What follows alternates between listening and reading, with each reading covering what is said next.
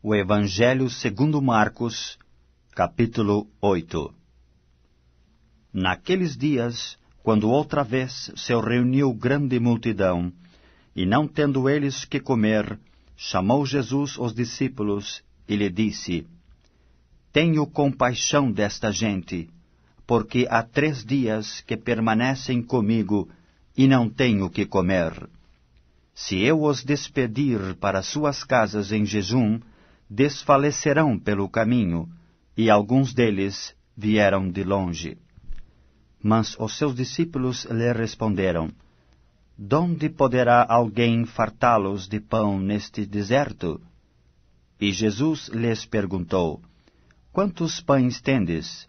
Responderam eles: 7. Ordenou ao povo que se assentasse no chão. E tomando os 7 pães, partiu-os, após ter dado graças, e os deu a seus discípulos, para que estes os distribuíssem, repartindo entre o povo. Tinham também alguns peixinhos, e abençoando-os, mandou que estes igualmente fossem distribuídos. Comeram e se fartaram, e dos pedaços restantes recolheram 7 cestos. Eram cerca de 4.000 homens. Então Jesus os despediu. Logo a seguir, tendo embarcado juntamente com seus discípulos, partiu para as regiões de Dalmanuta. E saindo os fariseus, puseram-se a discutir com ele, e tentando-o, pediram-lhe um sinal do céu.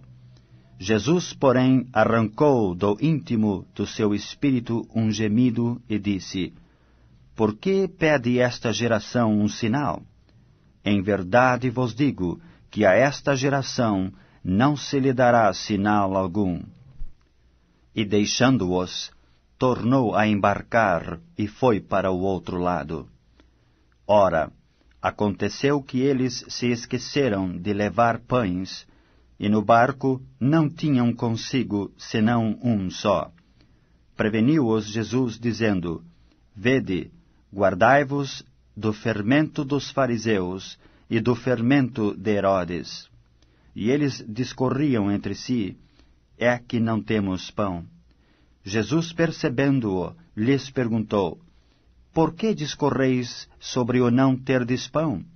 Ainda não o considerastes, nem compreendestes? Tendes o coração endurecido? Tendo olhos, não vedes? E tendo ouvidos, não ouvis? Não vos lembrais de quanto parti os 5 pães para os 5.000? Quantos cestos cheios de pedaços recolhestes? Responderam eles: 12.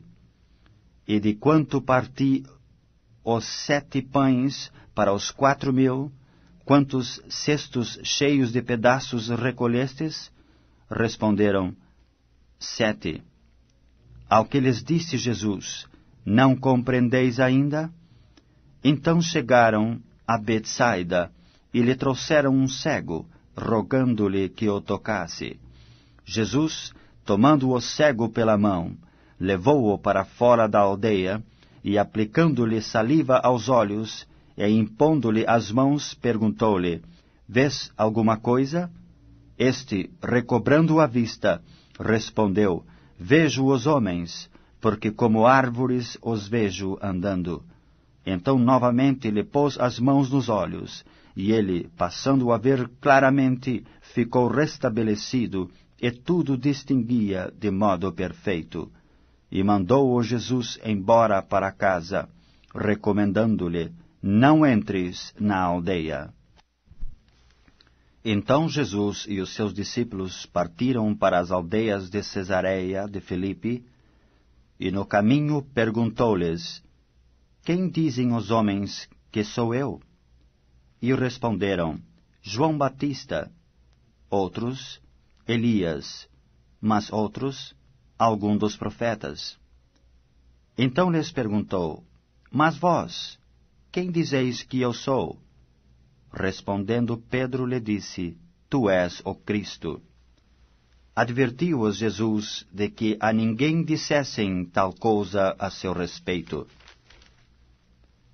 Então começou ele a ensinar-lhes que era necessário que o Filho do Homem sofresse muitas coisas, fosse rejeitado pelos anciãos, pelos principais sacerdotes e pelos escribas, fosse morto e que depois de 3 dias ressuscitasse. E isto ele expunha claramente.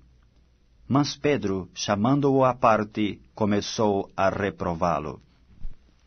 Jesus, porém, voltou-se e, fitando os seus discípulos, repreendeu a Pedro e disse: Arreda, Satanás, porque não cogitas das coisas de Deus, e sim das dos homens.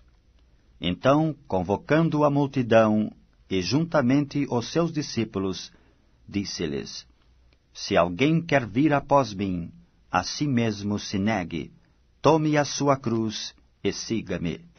Quem quiser, pois, salvar a sua vida, perdê-la-á. E quem perder a vida por causa de mim e do Evangelho, salvá-la-á. Que aproveita o homem ganhar o mundo inteiro e perder a sua alma? Porque qualquer que nesta geração adúltera e pecadora se envergonhar de mim e das minhas palavras, também o Filho do Homem se envergonhará dele, quando vier na glória de seu Pai com os santos anjos.